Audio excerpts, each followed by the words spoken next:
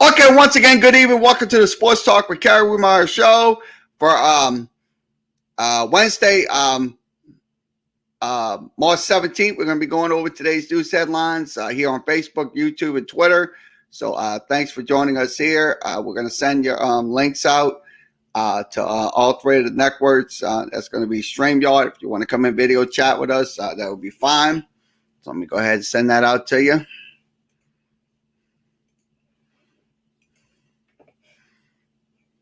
Go ahead and send out the links to you.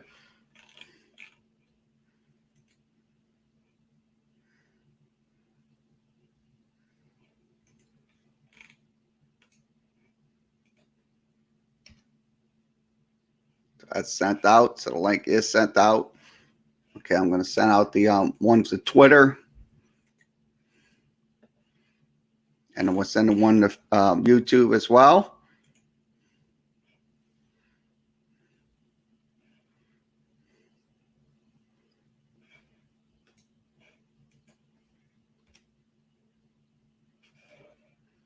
And we'll also send it out to YouTube as well. So YouTube will get it as well.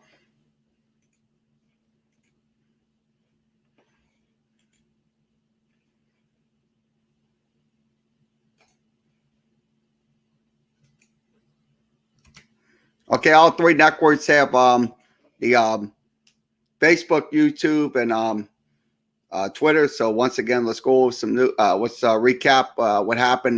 New Orleans Pelicans played last night. They lost 125-124. So we're going to recap that tonight here on Facebook, YouTube, and Twitter. So let's go ahead and go over to that.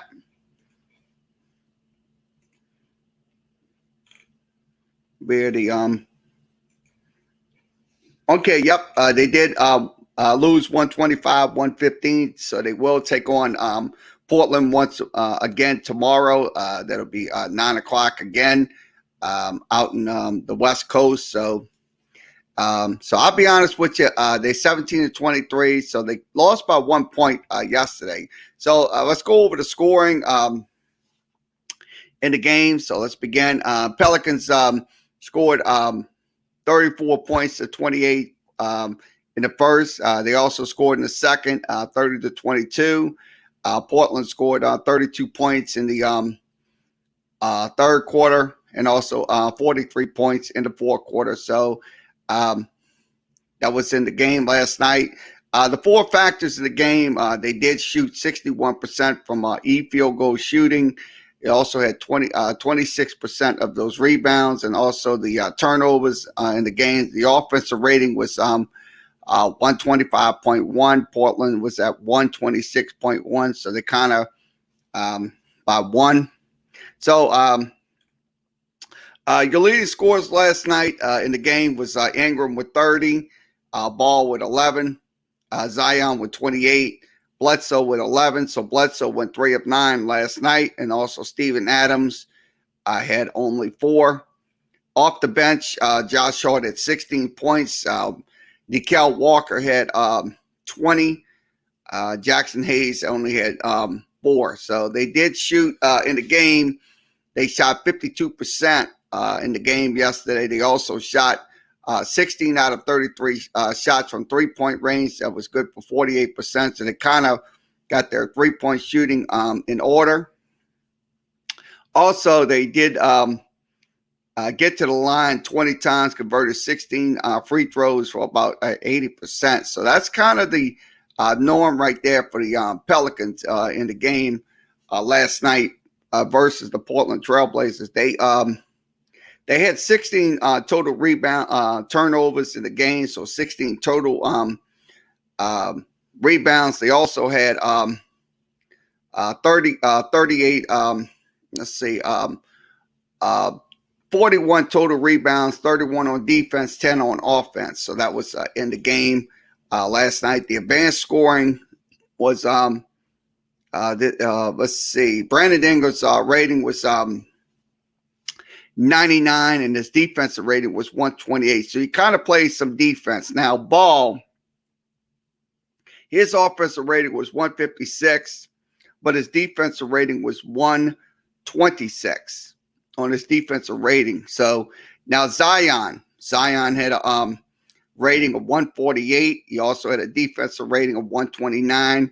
Also, Bledsoe had a offensive rating of 110, but a defensive rating of 131. So his numbers were very consistent. Now, Steven Adams had a number of 109 on offense, and defense he had 128. And then Josh Hart had a number of 118 on offensive rating, and defensive rating was 122. So that was his numbers right there. Now, that was in the game. So we're going to go over to the first quarter breakdown. So I'm going to break those down for you. First quarter, Pelicans did shoot 11 of 22 for about 50%. They kind of went 4 or 7 out of 3-point shots. That was only 57%. So that was in the first quarter. Also, in the first quarter, they only had 3 turnovers. So it was 3 turnovers in the game that was in the first quarter versus the Portland Trailblazers. Now, that was now Portland kind of shot 9 of 21. That was in the first quarter for about 42%. They kind of hit 6 of 16 3-point shots. So they was knocking down the 3-point shots in the first quarter. So it was good for about 37%. Now, your main 3-point shooter was Damian Lillard. He had 3 of 5. That was in the first quarter. McCullough had 2. So McCullough had 2 3-point shots. Now, your main shooters for the Pelicans on 3-point shots was Alonzo Ball, Brandon Ingram, and then Nickel Walker. So that was your main 3-point shooters in the game yesterday, last night. So I'll be honest with you, look, they're 17 and 23 right now. They got to get better. I mean, they're going to be playing Portland again. It's a back-to-back game. So if they could get this game tomorrow night, then hopefully they could get back to some common ground. So let's go over the second quarter stats. I'm going to go over the second quarter box score. Second quarter box score. Pelicans once again shot 11 of 23. That was good for 47%. They did shoot 4 of 11 from the 3-point line. That was 36%. But the turnovers was 4 in the second quarter. Now, Portland kind of slowed down on their shooting. That was in 3-point shooting. So they shot 2 of 7 for about 28%. That was in the second quarter. Also, they shot only 38%. So it was a good defensive effort by the Pelicans in the second quarter to prevent them from getting threes in the second quarter. Now we'll go over to the first half. I'm going to go through the first half numbers. Let's give you those first half numbers. Okay, Brandon Ingram had 16 points in the first half. Also, Lonzo Ball with 8. Zion with 14. And Bledsoe with 6. Now, the shooting in the first half, Pelicans shot 48%, but they also shot 8 of 18 from 3-point range in the first half, about 44%. So they got to the line 13 times, converted 12 shots for about 92.5%. So they did consistent on the free throws in the first half. Now, they only had 7 turnovers in that first half as well. So that was now Portland did shoot 16 of 39 for about 41%, but they also had 8 3-pointers as well for about 34%. So both teams kind of shot 8 3-point shots in that first half. Now the turnovers was 9 to 7, so 9 to 7. So Portland had 2 turnovers better than the New Orleans Pelicans. That was in the first half. Now we'll give you the third quarter stats. I'll give you the third quarter numbers. Okay, third quarter numbers. The Pelicans shot 56%. That was 13 to 23. Portland shot 60%. So it's a little bit better. So they did shoot 9 of 15 from the field, and also shot 3 3-pointers in the third quarter. Now the turnovers was 5-4 in favor of the Portland Trailblazers. So I'll be honest with you, quarter by quarter, they did shoot. Both teams shot consistent in those quarters. When you look at it now, let's go to the fourth quarter. We'll go through the fourth quarter stats. Okay, fourth quarter stats. The Pelicans shot 11 of 20 for about 55%, but they shot 5 out of 8 for about 62% on 3-point shots. But they did have 5 turnovers in that fourth quarter. So that's the consistent inconsistency that happened. They had 5 to 3. So they just took the so that's, once again, those turnovers are definitely plaguing this team. I mean, we got to stop turning over that basketball. I keep saying it time and time again, but it's just keeps occurring over and over and over and over and over again. So that's the reason why we have to stop doing that, because that's just causing us not to get easy baskets and stuff. So that was in the fourth quarter. So your leading scorers in the fourth quarter was Zion Williamson with 8, and also Walker with 8. So 8, and also let's see, Brandon Ingram only had 3 points in the fourth quarter. So Damian Lillard, he went up to 20 points in the fourth quarter. That was consistent right there. Now, Gary Trent with the 12 points. So he's off the bench. That was 12 points for them. So that's the consistency quarter by quarter for the Pelicans and Trailblazers. Let's go to the second half numbers. Okay, second half, Pelicans shot 55%. They did shoot 8 of 15 for about 53%. But they had 9 turnovers. So that's the difference between those quarters and halves. So they did shoot. Now Portland kind of shot 64%. They hit 10 of 20 3-point shots in the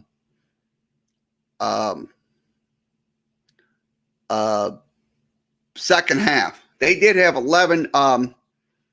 8 turnovers to 9 for the Pelicans. So 9 turnovers in that game. So your leading scorers in the second half was Ingram with 14, Williamson with 14, and Hart with 10. So that's the difference between those quarters and those halves. So I look at it this way. They did shoot in the 50s. So they did shoot 55%. So that's something, look, you got to continue to shoot 55% or better in those games. I mean, or either get to about close to 50%. That would be a perfect shooting day.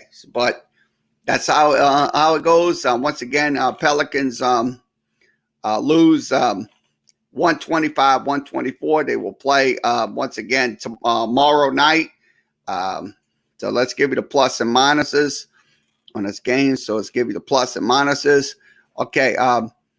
Plus and minuses for the Pelicans. What's up? +6 for Steven Adams. He went -2 in the second quarter. He also went +1 in the third quarter, and also +-1 in the fourth quarter. Now, Alonzo Ball, he went +6 in the first quarter. He also went +3 in the second, -1 in the third, and also he went -12, -12 in the fourth quarter. Now, Bledsoe, let's go ahead and give you Bledsoe's on and off plus and minus. Okay, Bledsoe went +6 in the first. He also went +1 in the second, and -2 in the second, and then -15 in the fourth quarter. Now, Brandon Ingram, he had plus games. He had +4 in the first, also +6 in the second, +3 in the third, and also he went -17. That was in the fourth quarter. Now, Zion Williamson had some pretty good plus and negative numbers.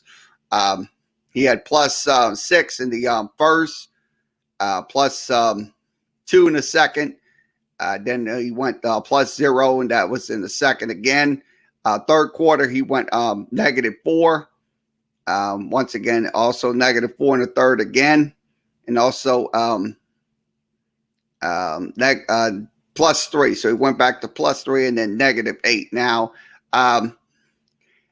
Nickel Walker went +5 in the second, so he didn't get nothing in the first. He went +2 in the second, so +2 in the second, and also +3 in the first, and then -2. So that's how the plus and the minuses goes when it comes down to the on and off performances on the floor for the Pelicans. So that's how we break that down for you. So we did break that down. So this is what we talked about right here. So they did win 125-124. Portland wins. They will take on the Pelicans again tomorrow. That will be at 9 p.m.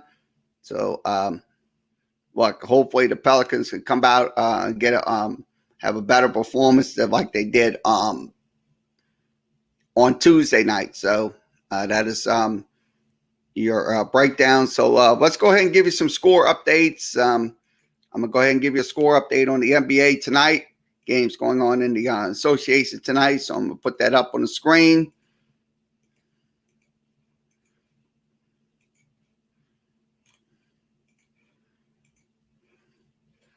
Okay, let's give you an NBA updates. Let's go to the NBA scoreboard. Okay, NBA scoreboard. Pistons on top, 82-75. That's in the third quarter.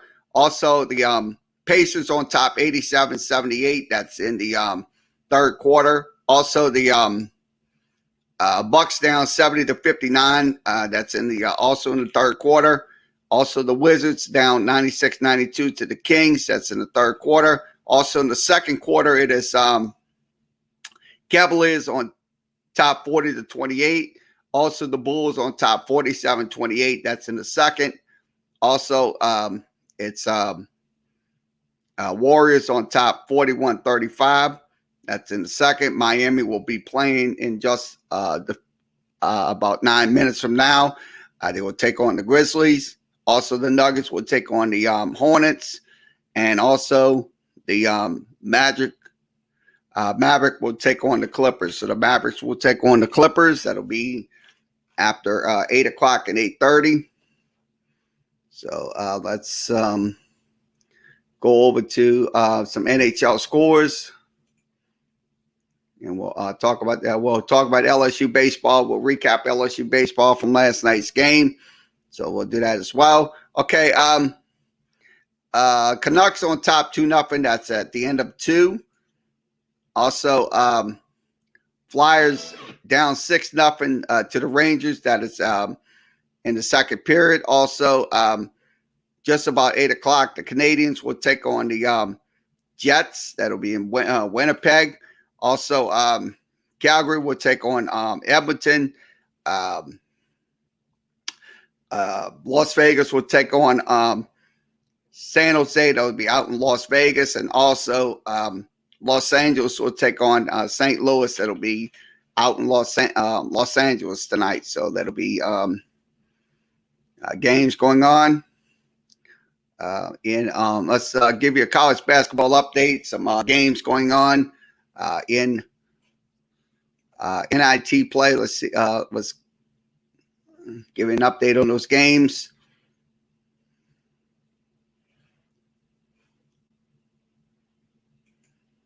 So we'll give you an update. So we got NIT games going on tonight. So we'll give you an update on those games. Okay, NIT games. Looks like we don't have an update on Davidson and North Carolina State. Boise State will take on SMU. That's going to be in the NIT. That's let's see if we got any games. Okay, games up from tonight. Wednesday night, it is 71-62. Richmond on top of Toledo. Western Kentucky will take on St. Mary's. That'll be in just about 6 minutes. Just about 6 minutes from now.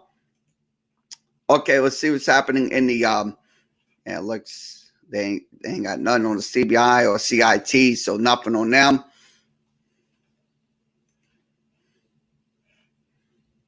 So so let's see what else we got. We'll recap LSU baseball from last night. So we'll recap what happened in our game. So I can't show you the game. I'll have to click this out. I have to mute this because we can't show that. Okay, let's give you a recap of LSU baseball last night. LSU wins 10-7 over Southeastern. So I'm going to recap that game for you.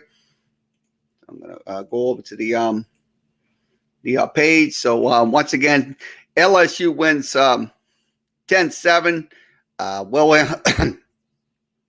Will Helmers was the winner. He got the win. Garrick Edwards got the save from LSU. Line score was 10 runs, 9 hits, 1 error. Southeastern 7-8-0. Southeastern in the game. So they played Mississippi State this weekend. LSU once again leading hitters was K. Doherty. He went 2 for 4. Michael Sanford went 2 for 4. Hayden Trubisky went 2 for 2, and also Dylan Cruz went 1 for 3 in the game last night. So we'll give you a give you a recap. We'll give you highlights. So I'm gonna go ahead and play the highlights back. So we'll play them for you. Ground ball going to be handled at third.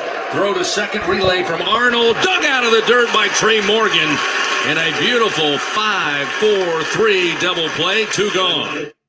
Fletridge to the plate. And it is hammered towards the gap in left center field. Going to get down and get by Garcia. Roll all the way to the wall. Cruise around first. He will make the turn, but pull on the brakes and head back to the second base bag where they stand up double with 2 outs. Here in the bottom of the second inning. Yeah, he got his money's worth there on that cut.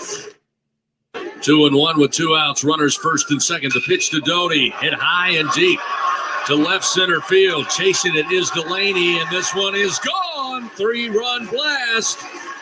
And Cade Doty had another homer to his ledger on the year. That'll extend the lead for the Tigers here. Make it 8-3 LSU as Doty around third. Steps the 1-0. Hit high into the air and left, but it's going to come down quickly as Dugas slides, makes the play. Tagging up will be Burke. He'll come in to score, but excellent job by Dugas. Had to come in quickly. That ball dropping like a brick. And Dugas going to both knees and not only sliding, but began the slide as he made the grab, somehow held on. Great play by Dugas. They have to give up the run here to make it 10-6. Crowd getting behind the freshman right-hander. With 2 outs, top of the 7th. Tigers hold a 10-7 lead. Runners second and third. Cruz awaits at the plate. Floyd winds, delivers the 1-2. Yes, swing and a miss. Struck him out. Another 0-2 pitch. Outside corner, called strike 3. Perfectly placed by Wyeth. He did not move a centimeter of baseball. Here's the 0-2. Yes, called strike 3 right at the knees. Helmers gets the strikeout. Runs into a little early trouble, but no problem. That'll do it for the Lions. They get no runs, 1 hit, 2 men left on. We go to the bottom of the first inning. Tigers. The 2-2, called strike 3. Helmers records the strikeout, his second of the night. There it is. Opposite field base hit through the 6-hole will bring in Morgan. The Tigers are on the board 1-0 with an RBI single for Mitchell Sanford, his 4th ribby of the year. First pitch, driven to center field. Delaney on his horse. This one's going to come off the 405 sign in center field. Coming in to score, Dugas. Sanford sent around. Travinsky once again held up between second and third, but he's able to skirt back to second base as the throw came in. Dugas at second, Sanford at first, the 2-0. Hit high and deep by Travinsky to left field. And this ball is gone. 3-run blast opens it up. 4-0 LSU. Travinsky, monster shot to left. Yeah, some highlights from last night's game. LSU wins 10-7. I look at it this way. Look, way they played that game against Southeastern. Look, they did us absolutely. I mean, Southeastern just didn't give up a fight. They gave it a fight in that game. I mean, sure. That's something. You're not going to win those games because, look, you're overpowering. But the truth of the matter is, look, they did win this game 10-7. So we'll hear from Paul Maneri, and then we'll give you the actual box score from this game. So let's go ahead and hear from Paul Maneri on this game. The Tigers get the win tonight by a final score of 10-7 over Southeastern. And Coach, a lot of positives leading into SEC play now. You get your 6th win in a row, defeat a Southeastern ball club that had won 8 in a row on its own. A big offensive night early. Helmers was productive as the starting pitcher, and you got some great relief pitching at the end. And the Tigers get a big win, and now look forward to playing Mississippi State. Bill, catch my breath. Okay.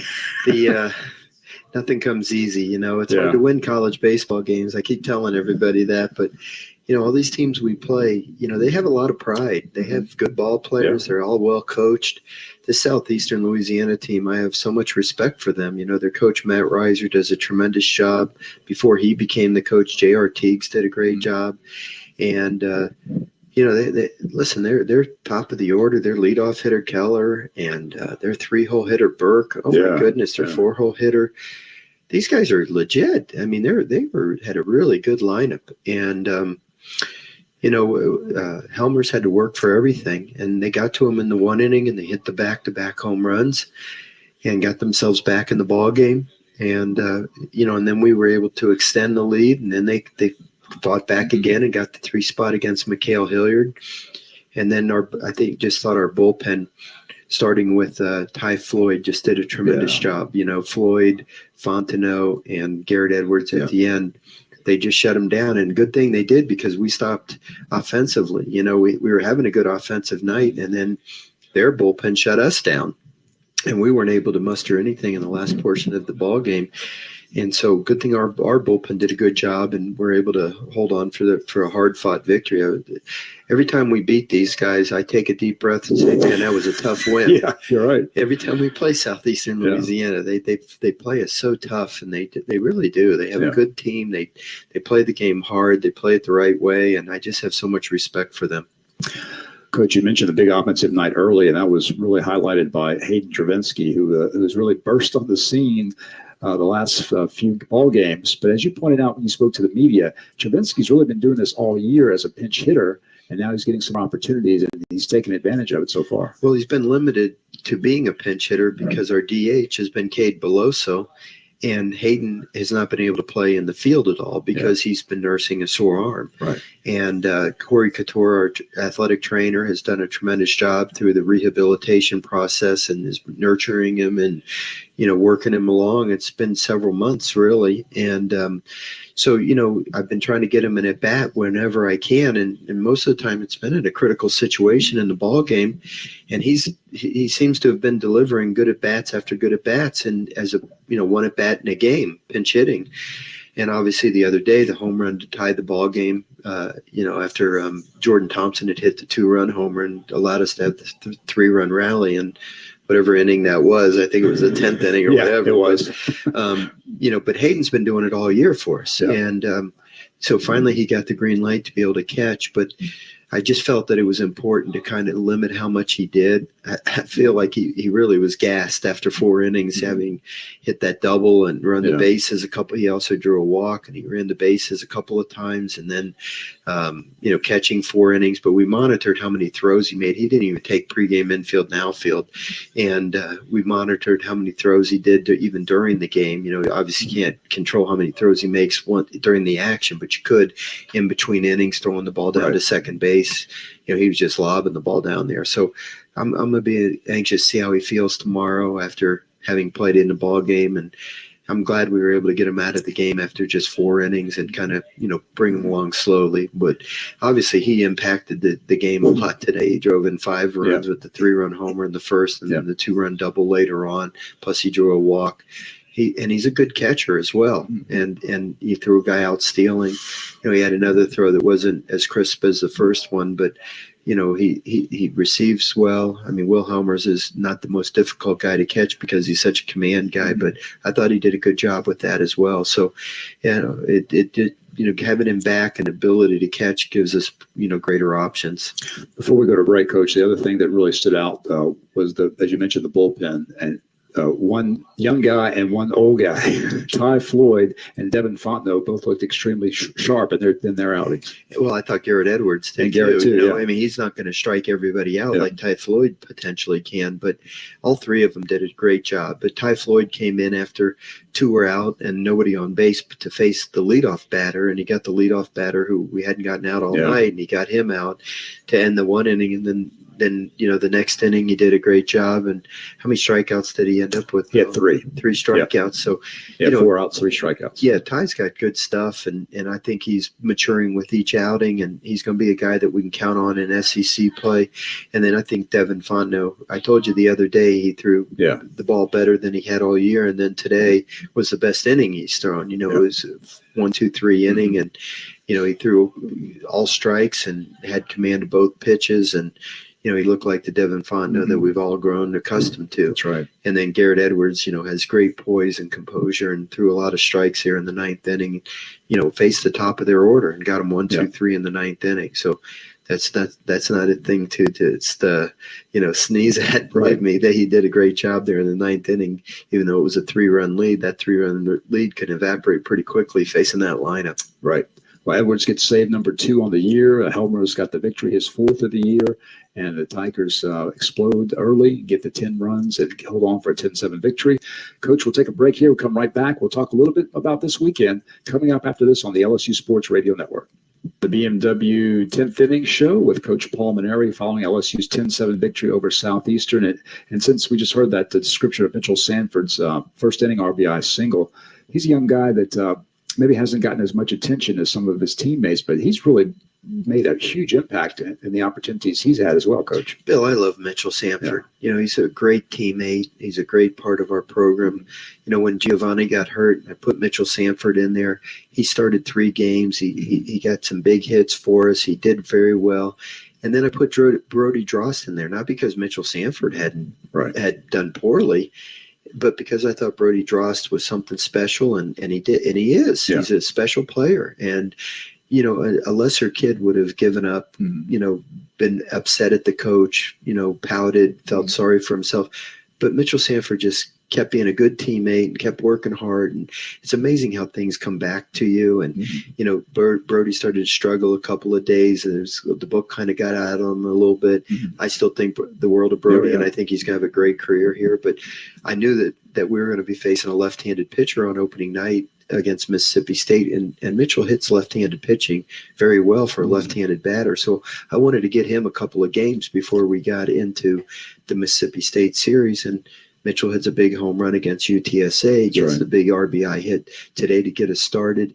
It just shows you how an attitude is so important. And then kids take advantage of the opportunity when it's given to them. And kids like Mitchell Sanford, I appreciate them so much, because they have such not only ability, but they have such great attitudes.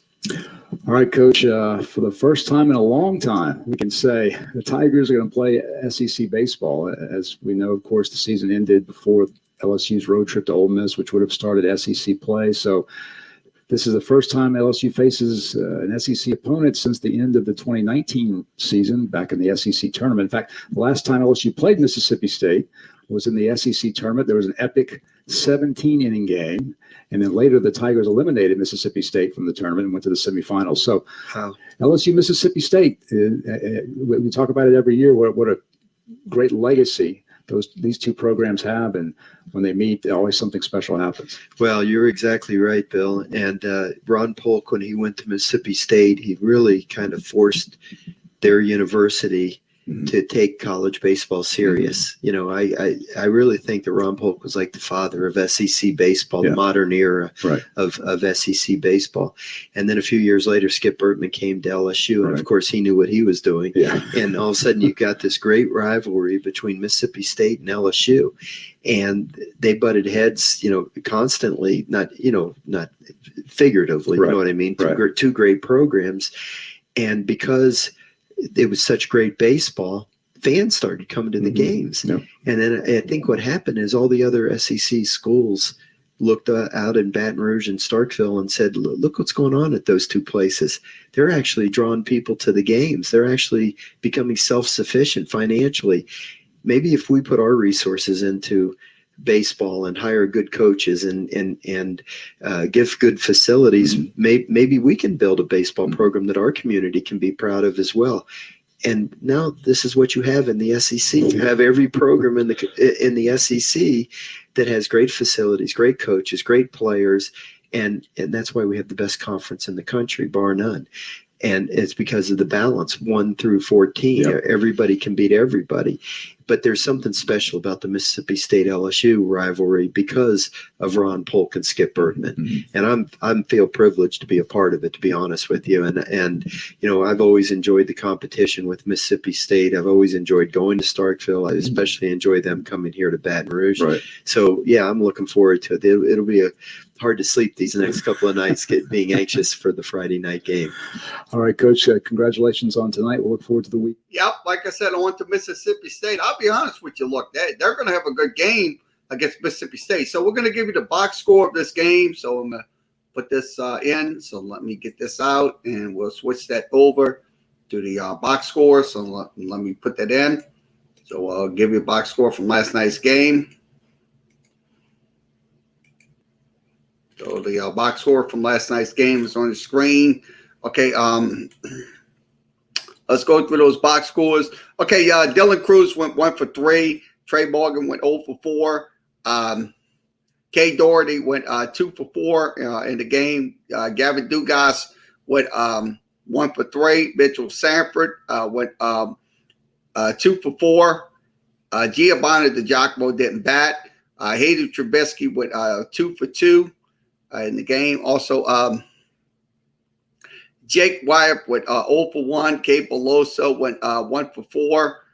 Jordan Thompson went 0 for 4. Zach Arnold went 0 for 3. Well, so that was in the game last night. LSU wins. So the pitching from last night, Will Helmers had 4 innings of work. So let me move my mic towards me. He had given up 5 hits, 3 runs, 3 of them was earned. He struck out 3 batters. Micaiah Hilliard only had 1 inning of work. He gave up 2 hits, 3 runs. He walked 1, struck out none. Also, Theo Milos, 0.2 innings. He gave up 1 hit, 1 run in the game. So gave up 1 hit, 1 run. Also, Ty Floyd had 3 strikeouts. He gave up 1 walk. Devin Fontenot has 2 strikeouts, and also Garrett Edwards had an end of the work. He did not give up a hit, run, or strikeout. So final score: LSU wins 10-7. They will take on Mississippi State this weekend. That will be Friday, Saturday, and Sunday. So it's going to be a 4-game series. So I'm pretty sure it's going to be a pretty good matchup. So let's get this out. So that is your LSU and Pelicans recaps for tonight. So we're going to recap. We're going to go over some sports news. So I'm gonna put this in. Go over some ESPN headlines for this Wednesday. Okay. Massage therapist sues the Deshaun Watson, he alleged the allegations were baseless. So there's 2 civil suits against Deshaun Watson, alleged inappropriate conduct during a massage on 2 separate occasions and by 2 separate plaintiffs. The first lawsuit was filed on Tuesday. And apparently Harris, he appeared in the Harris County District Clerk's website. So it looks like alleging inappropriate conduct during the massage therapy back in March of 2020. The incident, second lawsuit based on was filed was on August 28th of 2020. So the lawsuit filed by the Houston attorney Tony Busby both alleges that he committed civil assaults when touching the massage therapist with his penis. And trying to read this. So once again, if you want to comment about this lawsuit with Deshaun Watson, you can comment through Facebook, YouTube, and Twitter. I'll be honest with you. Look, if this is very serious allegations what Deshaun Watson did, look, maybe he should be held accountable. But I don't know if it's like I said, it's true or not. So we're looking at these this article. So this is the article right here. So I don't know. I mean, this is kind of agua, if you ask me. So if it is true, that's probably the reason why he wants to get out of Houston, because of this lawsuit. I mean, look, if it is 99% true, hopefully it isn't. So, I mean, we shall see what happens in this lawsuit. So, once again, this is from ESPN. Go to ESPN.com.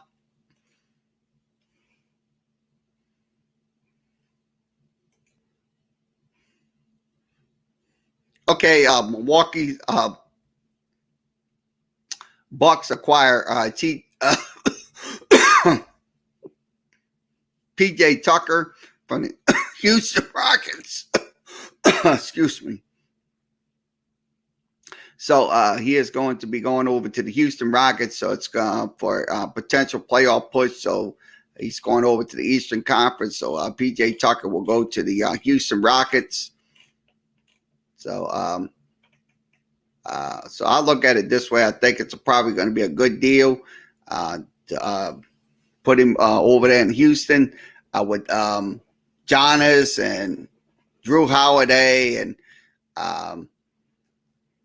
over there. So in his last couple of games, he averaged 4.4 points a game. He also averaged 36 points from the 36% from the field, and also 31% from the 3-point line. So that's probably looks like that's probably a significant upgrade for the Milwaukee Bucks in general.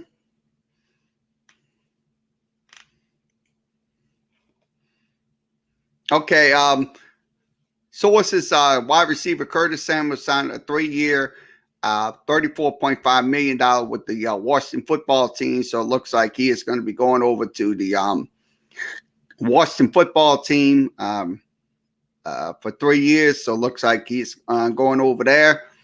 Samuel has career best 77 catches, 851 yards. He also ran 41 times for 200 yards. That was in his catch rate is 79.4. Also, his ahead of his 56.3 rate. So that's probably also in 53 games, he caught 185 balls with 2,087 yards and 14 touchdowns, and also ran for 478 yards and then 5 rushing touchdowns. So it's kind of an upgrade for the Washington football team in general. So this is from ESPN. Okay. Former NBA center Sean Bradley is paralyzed as a result of a bike accident. So once again, he has suffered a traumatic spinal cord injury that left him paralyzed, according to a statement by the Dallas Mavericks. So on January 20th, Bradley was struck by an automobile riding his bike from his home in St. George, Utah. So he underwent a neck surgery and stuff like that. So once again, Sean Bradley is now paralyzed due to an accident. So he's 48 years old. He was picked in the second round of the 1993 NBA draft by the Philadelphia 76ers. He averaged 8.1 points a game, also 6.3 rebounds and 2.5 blocks. So once again, this is a statement from Mark Cuban. We are saddened to hear Sean's accident. Mark Cuban said in a statement, Sean was always an incredible, determined, and a fighting spirit. Wish him the best in his speedy recovery. So once again, I'll be honest with you. Sean Bradley, look, sure, he didn't deserve to go through those circumstances, but that's what we have to do in life and stuff like that. So, so once again, this is from ESPN. Go to ESPN.com.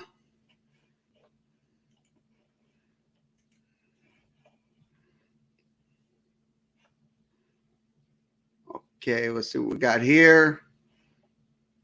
Okay, sources, Patrick Peterson's agreed to a 1-year, $10 million deal with the Minnesota Vikings. So, once again, he is going to former LSU player going to the Minnesota Vikings, played with the Arizona Cardinals, but he agrees to a 1-year, $10 million deal. Peterson's potential flexible welcome access to the Vikings. So that's he had lineup for 529 snaps. So I'll be honest with you. Yeah, I think it's a very significant asset to the Minnesota secondary. So he played 16 games. He had 61 tackles. He had 3 interceptions. He also had 28 interceptions in his career. So look, that's a huge upgrade for the Minnesota secondary. So I think it's a good investment to get Patrick Peterson to play for the Minnesota Vikings. So once again, this is from ESPN.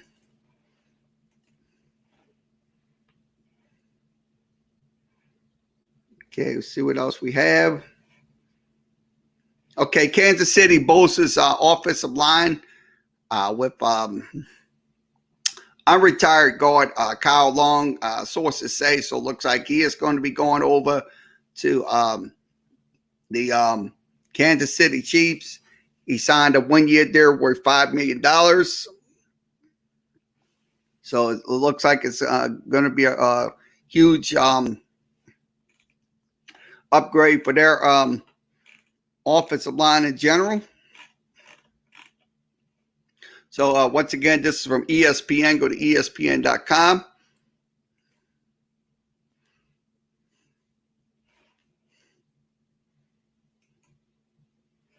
Okay. Okay, Oklahoma City. Oklahoma City trades Trevor Ariza to the Miami Heat for Myers Leonard in a draft pick. So it looks like Trevor Ariza will go over to the Miami Heat for Miles Leonard.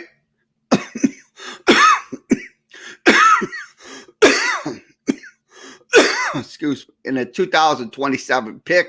So I think he's 35 years old.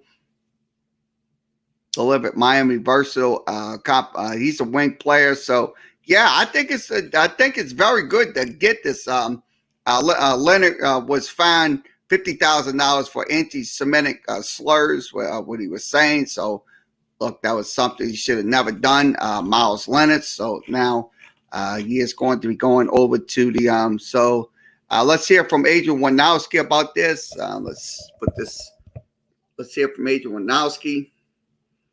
ESPN sources Oklahoma City is finalizing a trade to send Trevor Ariza to the Heat for Myers Leonard and a 2027 second-round pick. Oklahoma City will just be doing an auto draft trade, an auto draft by that time. This will require Myers to waive his no-trade clause. He is expected to do so. So, all right, let's talk real deal here with Ariza. What does he do for them down the stretch? Well, I'll go with it. I think if he can play anything like the Trevor Ariza that we know, he adds that dimension. 6'7", defensive player, long, can switch, and you can't leave him open. And he's around other tough guys because he's a tough dude. I know Trevor grew up in the neighborhood over here. He's a tough-minded, tough dude, and I think he adds what we're talking about. I don't know if he's going to give you everything Jay Crowder gave you because Jay Crowder's a younger guy who's still in that wheel. So I'll be honest with you. Yeah, I think he's going to add a lot of pizzazz, a lot of versatility. I think he will with the Miami Heat. So once again, Myles Leonard being traded. Trevor Ariza will go over to the Miami Heat. So once again, this is from ESPN. Go to ESPN.com. So we'll pull this back and we'll see what else we have.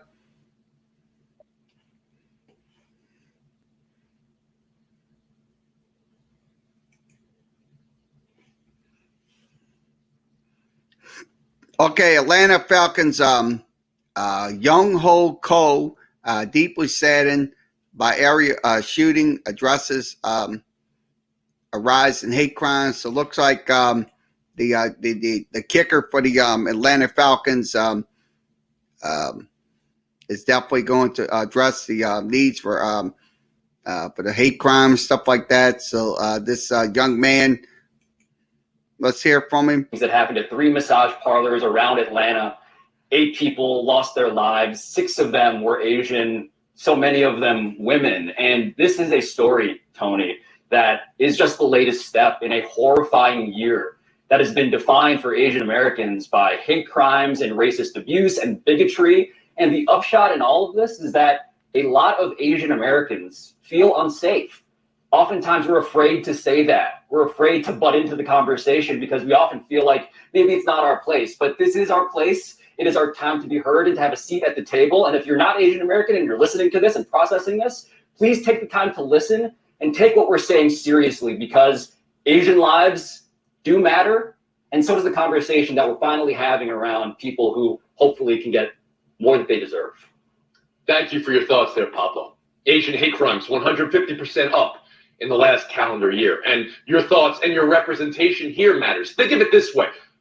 Mina Kimes, Pablo Torre, the most prominent. Yes, I'll be honest with you. What this young man, this Young Ho, he's saying the truth. Look, they got a lot of hate crimes going on in this country. I mean, look, with Asian Americans since this pandemic happened. I mean, look, it's been absolutely out of control. So I look at it this way. Look, what this kicker's doing is absolutely bringing up a situation that should be addressed, 99% addressed. I mean, look, we don't get into politics here, but the truth of the matter is it has to be addressed. I mean, because look, if this continues on, it's going to spike up over and over and over again. So I look at it this way. So Koho Ku. Look, he's got it is the right mindset. So so once again, this is from ESPN. Go to ESPN.com. Let's wrap. See what else we can talk about. Okay, Bucks on top 884. That game's going on right now, so that is going on. So let's scroll down and see what else we have for you. So looks like we covered mostly everything on here. So let's go over some Twitters. I'm going to go over some Twitters for a few minutes, and then we'll wrap this up. So we'll go over some Twitters, and let's switch this over to the Twitter side, and we'll go over some Twitter information. I'm going to go over to the Twitters. Okay, let's go through the Twitters. Okay, let's put this up on the screen. Ian Rappaport just put this out. Patriots bringing Kyle Van Noy. So it looks like Patriots looks like they're going to be loading up their team make a run. This is from Ian Rappaport. You can follow him at ESPN. That's ESPN.com. Also, let's see what else we have. Okay, Cleveland Sports Talk. Wide receiver Rashard Higgins returns to the Browns for a 1-year deal. So it looks like he is going to be staying with the Cleveland Browns. This is from Cleveland Sports Talk. Follow them at Cleveland Sports Talk. Okay, what else we need to talk about? Okay, let's put this up. This is from NBA All Access.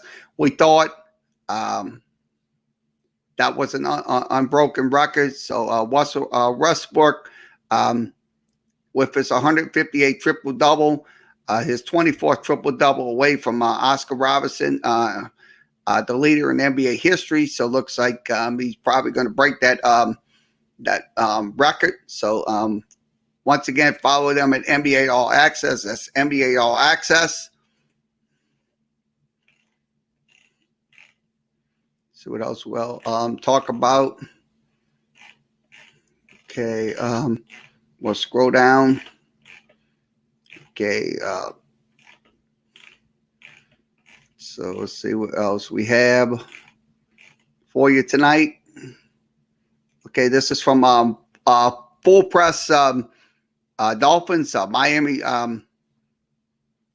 officially signs former Washington Buffalo wide receiver Robert Foster. Looks like he is going to be playing for the Dolphins. So once again, this is from Full Press Dolphins. Follow them at FC Dolphins. That's FC Dolphins.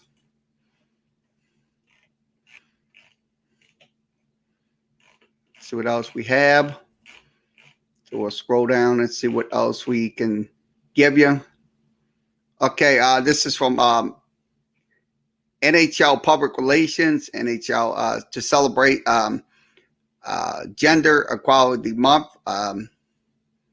So they're talking.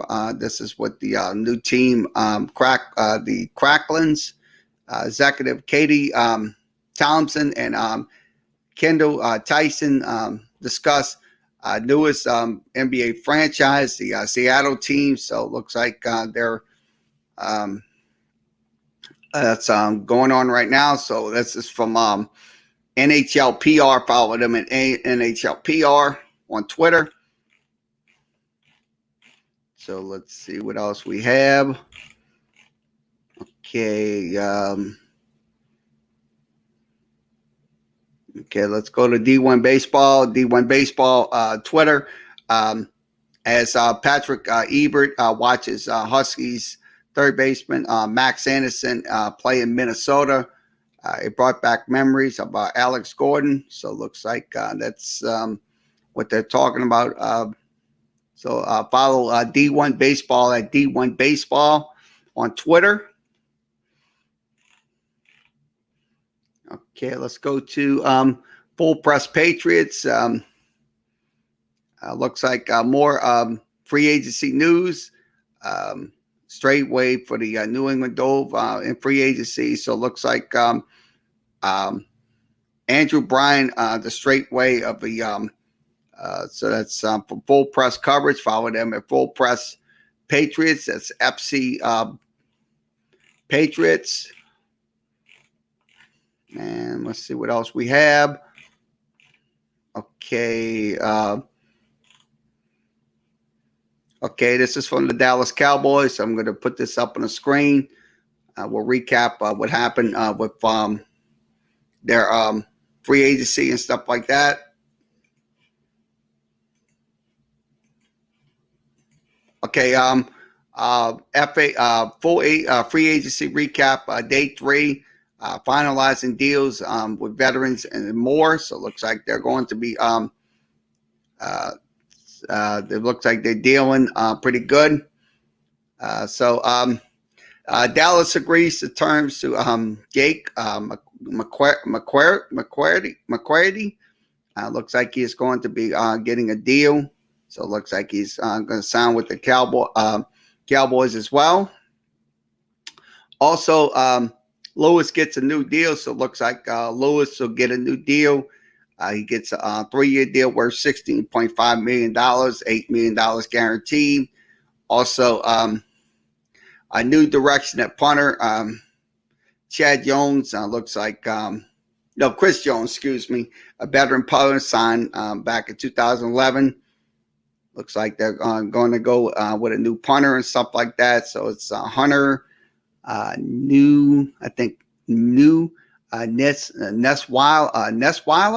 I'm saying his name right. Also, the Browns officially signed Noel Brown, so it looks like another trade acquisition from the Dallas Cowboys. So once again, this is from the Dallas Cowboys. Follow them at Dallas Cowboys.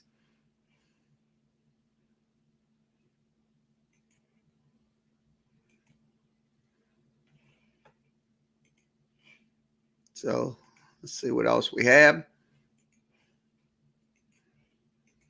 And we'll wrap it up.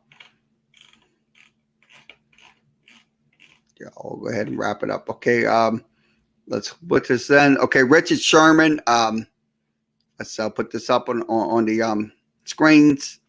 Okay, Richard Sherman's overall PFF grade says joining the league 2011 to 2020. He has 95%. That's first. Also 95.3. That was also first. And also run defense 91.2. Also, he had 49.8% completions allowed. That's under 50%. Also, he had a 6.6 targets allowed. That's also the 5th best in the NFL. And also 54.5 passer rating allowed. Was under 68.0%. So it's pretty good numbers for Richard Sherman. So a decades of work for Richard Sherman. So follow him at Richard Sherman.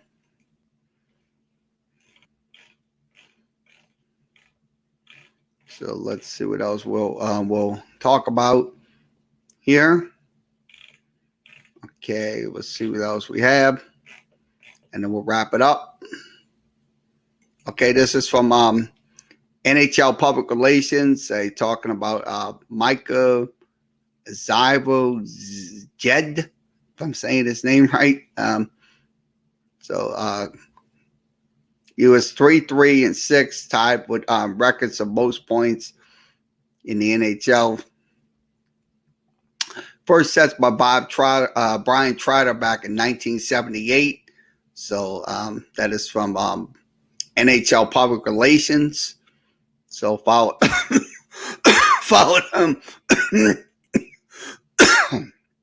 at NHL Public Relations.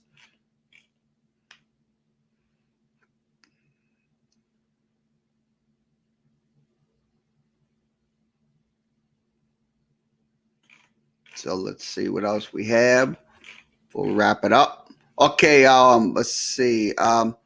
Tennessee State football defensive player of the week, Davon.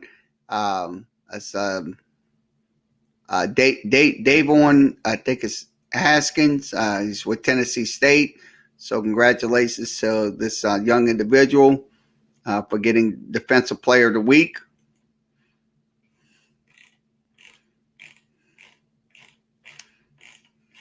So let's see what else we have. And we'll wrap it up. Okay. Looks like the Giants have Grady to 1 year deal edge with linebacker Affinity Agabo. If I'm saying his name right. Yep. So that's from SMY. Follow them at SMY. It's SMY.com. So we'll wrap this up. All right, we'll wrap this up. Okay, once again, thanks for joining us for this edition of Sports Talk with Kerry Wehmeyer Show. We'll be back once again tomorrow morning with more news. And also we'll have NCAA basketball. We'll probably have the first 4 games. So we'll probably have that tomorrow night for you as well. So we will be here tomorrow doing sports talk and also live play-by-play coverage of the NCAA tournament. It'll be tomorrow night. So if you want to come in and listen to the game, we will have the game audio on the YouTube, Facebook, and Twitter. So we'll have that for you. So once again, like, share, and follow us on wherever. Like, share, and follow us on Facebook. So like, share, and follow us on Facebook. Also like, share, and follow us on YouTube. Like, share, and follow us on YouTube. Also follow us on Tumblr. Follow us on Twitch. Follow us on Instagram. Follow us on Skype. Also follow us on the LinkedIn page and follow us on Blogspot. So we will put blogs up there, whenever we can. So follow us there as well. So once again, everybody have a good rest of your Wednesday, and we'll be back tomorrow.